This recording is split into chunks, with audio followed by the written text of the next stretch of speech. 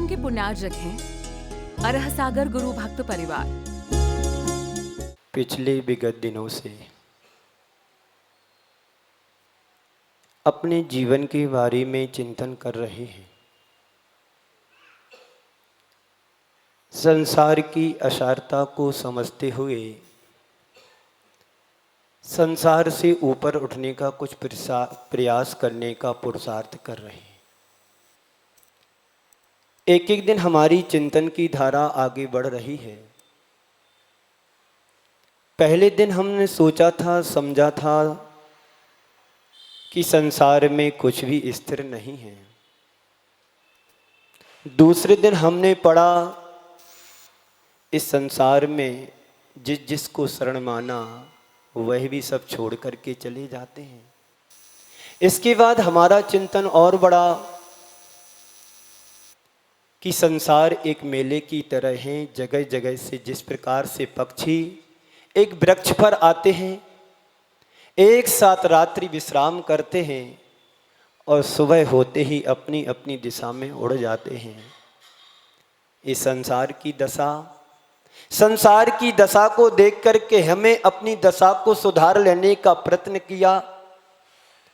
उसके बाद संसार में भीड़ तो थी, पर उसमें सब अपने अपने में रमे हुए हैं। हर इंसान, हर व्यक्ति अकेला है। अब अकेला ही नहीं है, सबसे पृथक और भिन्न भी था।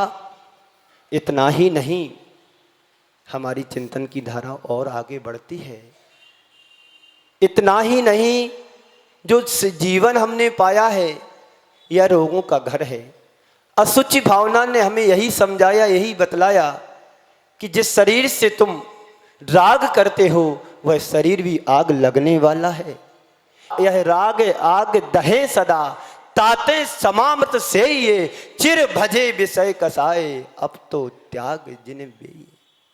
हे भगवान, यह शरीर तो राग का कारण है। जितना जितना इस शरीर को संभालते हैं, जितना जितना इस शरीर का पोषण करते हैं, इसमें आए दिन रोग दशा फैलती चली जाती है। यह राग तो आग को दहन देने वाला है। इससे कैसे बचें? तो आगे चिंतन की धारा और बढ़ती है। आश्रव भावना में कर्म आ रहे थे, हमारी आत्मा से धीरे धीरे चिपक रहे थे।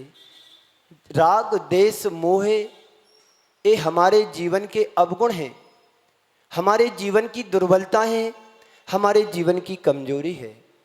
लेकिन संत कहते हैं मन वचन काय की प्रवृत्ति से ही आत्मा में कर्म के रूप में बदल करके आत्मा से चिपक जाते हैं। इस लोक में पुद्गल बरगड़ाएं भरी पड़ी हैं।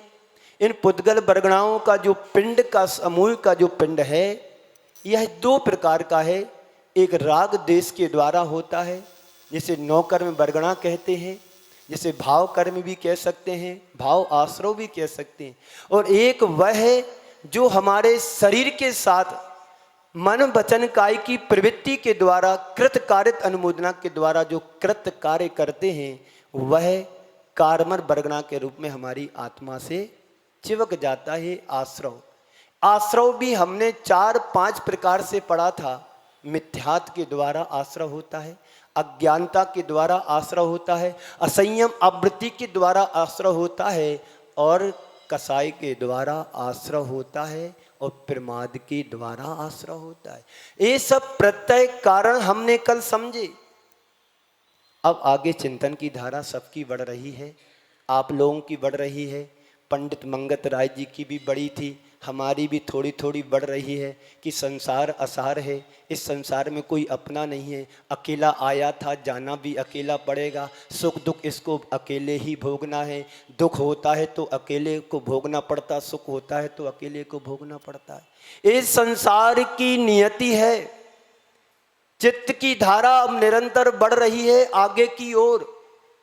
एक धारा है जो बाहर की ओर बहती है, जिससे हमें अशांति और दुख, आकुलता, भटकाव जीवन में आता है। एक धारा अंदर की ओर बहती है, जिसमें सुख शांति समृद्धि की धारा हमारे आत्मा से जुड़ती है, जीवन में संतोष आता है। दोनों धाराएं हमारे साथ चल रही हैं। एक नदी के दो तट हैं, एक तट पर सुख दिखाई दे रहा है, एक दूसरे छोड़ पर हमें दुख दिखाई दे रहा है। अब तुम्हें किस तट की ओर बढ़ना है, दुख की ओर अपने प्रेरण करना है कि सुख शांति के लिए जीवन को आगे बढ़ाना है। विचार करना है, अंदर जीवन में झांकना है। सुख कहीं नहीं है, ये हमने छान करके देख लिया है। कहीं पर भी सुख नहीं है। जिन जिन चीजों को तुमने जोड़ा है उनसे सुख नहीं पाया है, उनसे हमेशा हमें दुख मिला है। जब जब जीवन से जुड़ी है उसको सुरक्षित करने में दुख मिला, और जब हमारे से जीवन से दूर हटे हैं तो उनसे फिर दुख हुआ है। इष्ट अयोग, इष्ट वियोग, अनिष्ट संयोग की युक्ति को अपनाओ। संसार में कहीं पर भी सुख नहीं है, ये विश्वास करना पड़ेगा पहले। ये विश्वास जब हमारे हृदय में बैठ जाता है तो फिर वस्तुओं हमें सुख दुख जैसा प्रतीत नहीं लगता, क्योंकि नियति है। जब मेरा शरीर अपना नहीं है तो बाहर की प्रत्यक्ष रूप से वस्तुएं हमारी कैसे हो सकती हैं। तो एक धारा बाहर की ओर बहती है तो दूसरी धारा अंदर की ओर बहती। आज हमें उन्हीं चीज़ों पर विचार करना है जिन चीज़ें कल हमने कही थी, अब उनसे बचा कैसे जा सकता है। मिथ्यास से कैसे बचें, असंयम से कैसे बचें। आश्रव के जो कारण कर हमने पढ़े थे, पन मिथ्यात योग 15 द्वादश अवृत जानो, पंचुर 20 कसाए मिले सब संतावन जानो। मंगत राय जी कह रहे हैं मिथ्यात जो हमारे जीवन में भ्रमता को डालता है, मिथ्यात जो हमारे जीवन को भ्रम में डालता है, भ्रमित करता है, संसार में भटकाता है, संसार में अटकाता हो, संसार में उलझाता भी है। असंयम अवृत अवस्था दुख का कारण है, इससे दुर्गति के पात्र बनेंगे। तो इससे भी बचने का पुरुषार्थ हमें करना है। असंयम हो गया, मिथ्यात हो गया, कसाय, कसाय से सभी परिचित हैं। ऐसा कोई भी व्यक्ति नहीं जो कसाय को नहीं जानता। जो आत्मा को कसे वो कसाय। क्रोध हमारे जीवन की दुर्बलता है, मान माया हमारे जीवन की कमजोरियां हैं, लोभ हमारे जीवन की दुर्गति का पात्र बनाने वाला है। इनसे बचने का कारण आज मुझे समझना है। क्या है? सम्यक्त को धारण करो। सम्यक्त को धारण करोगे, दुर्गति के पात्र होने से बचोगे। कहते हैं एक बार सम्यक्त को प्राप्त कर लिया, उसका अनंत संसार चुल्लू भर पानी की तरह हो गया। आप चाहते हो कि हमारा अनंत संसार सिमट करके एक छोटा सा बने? चाहते तो सभी हैं, पर वैसा हम अपने आप को रोक नहीं पाते। असंयम से, कसायों से नहीं रोक पाते हैं, मिथ्यात के कारणों से नहीं बच पाते हैं, और प्रमाद से भी नहीं बच पाते हैं। मन वचन काय की योग की प्रवृत्ति से भी नहीं बच पाते। संत कहते हैं सम्यक्त गुण को धारण करो। सम्यक्त तुम्हारे जीवन का पतन से होने से बचाता है। सम्यक्त कहते हैं मोक्ष का द्वार है। 6 ढाला में पढ़ते हैं, क्या है? मोक्ष महल की प्रथम सीढ़ी या बिन ज्ञान चरिता। मोक्ष महल की प्रथम सीढ़ी सम्यक्त को कहा गया है, और मोक्ष मार्ग की शुरुआत तो इसी से हुई है। सम्यक दर्शन ज्ञान चारित्राणि मोक्ष मार्ग।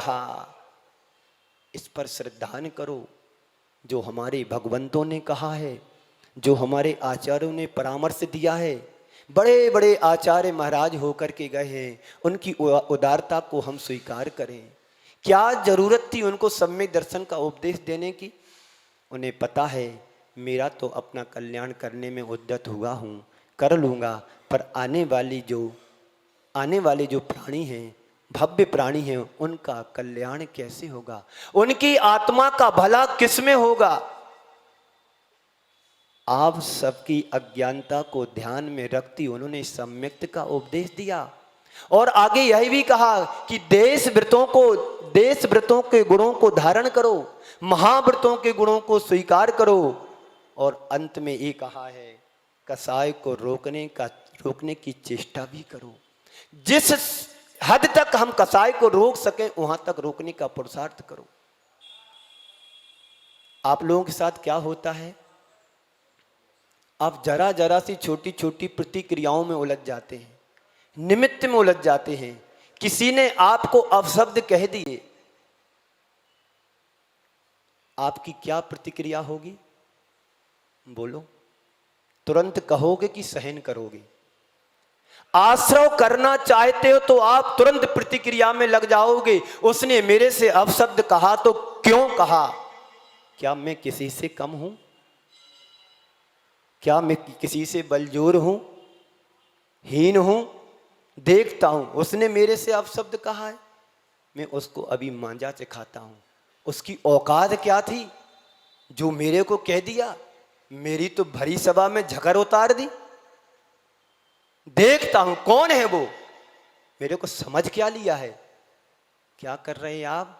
आश्रव को बढ़ावा दे रहे हैं, आश्रव को बढ़ा रहे हैं, पाप का बंद कर रहे हो, कसाय बांध रहे हो और अनंत संसार को बढ़ा रहे हैं। पर संवर भावना कहती है इन सारी बातों को रोको। रोकने के लिए ही संवर भावना हमारे आचार्यों ने लिखी है। आश्रव निरोधो संवरहा, एक सूत्र दिया है 9वें अध्याय में आचार्य उमा स्वामी महाराज ने। आश्रव का निरोध करना ही संवर है। ये सोचो, उस समय जब किसी ने आपको अपशब्द कहा, ठीक है कहा ही तो है, ऐसा तो लोग कहते रहते हैं, कहा ही तो है ऐसा लोग कहते रहते हैं। क्या इतनी भावना अपने मन में नहीं ला सकते हैं? आप दोनों से बचोगे, पाप से बचोगे और आश्रव से भी बचोगे, नए कर्मों से बचोगे। कितना सस्ता और सरल इजी धर्म है हमारा। क्या ऐसा हम नहीं कर सकते?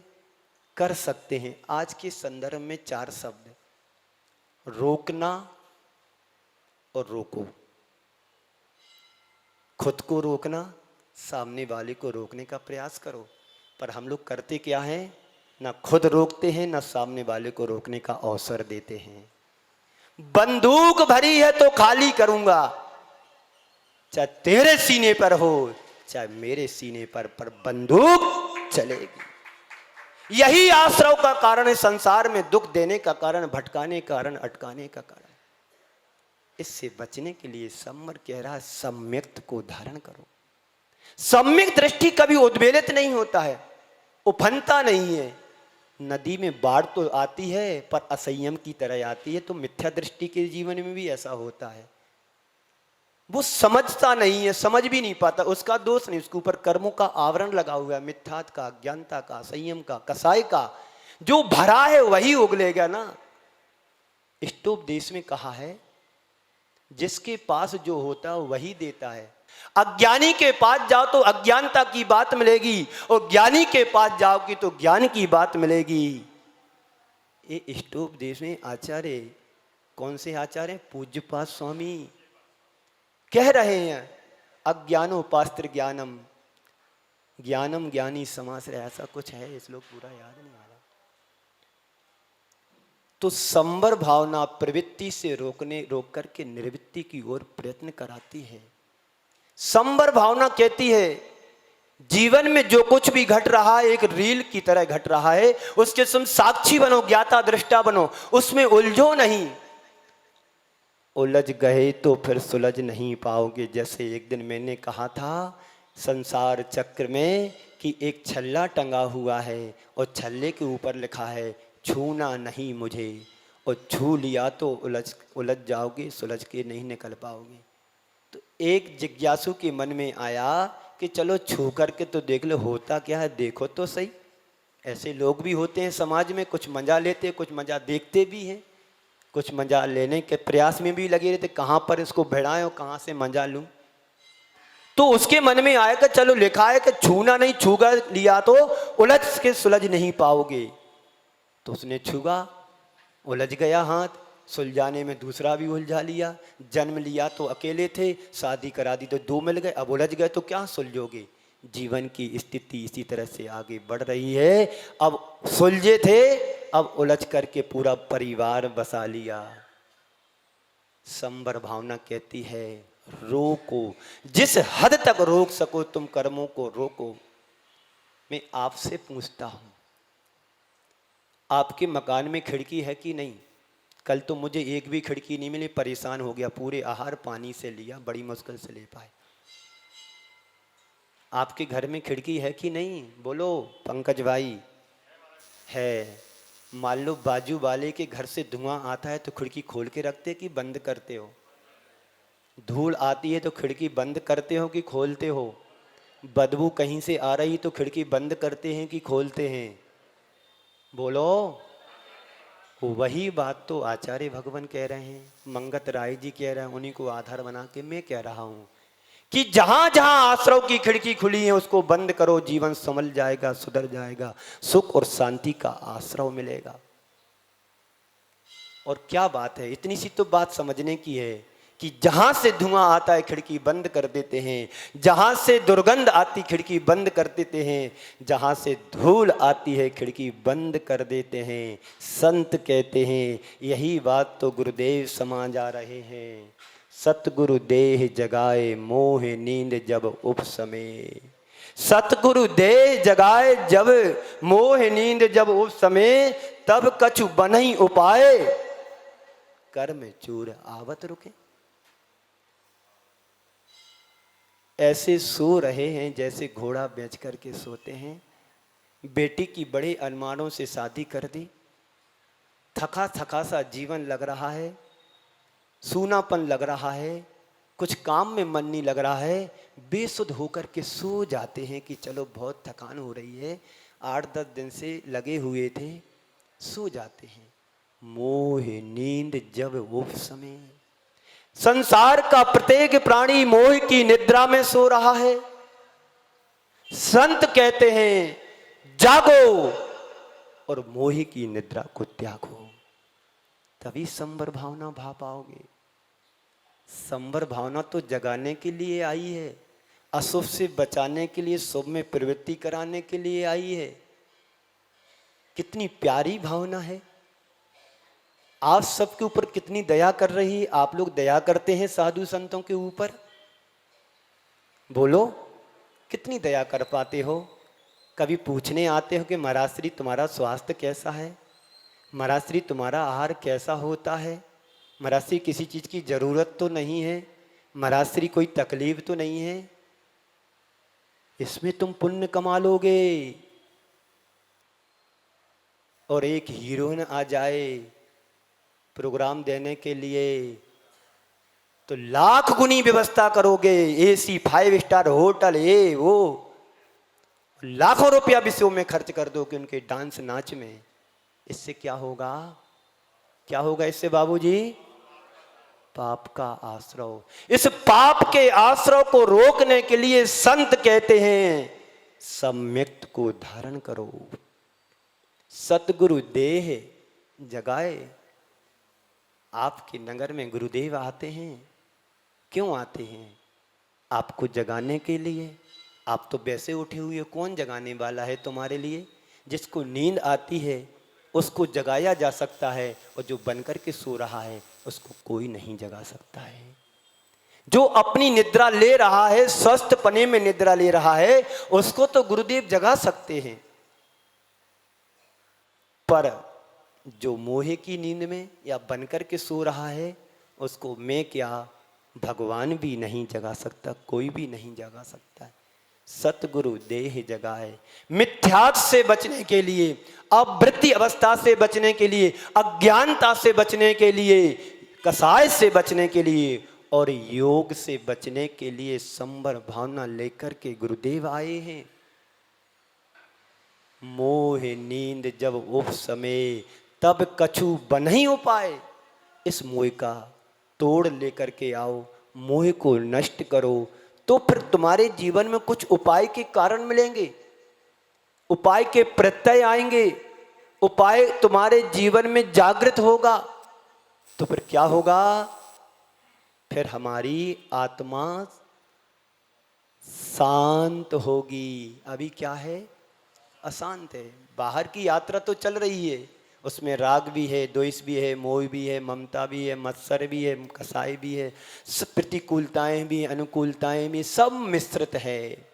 इससे क्या होगा? हमारी आत्मा में दुख ही होगा।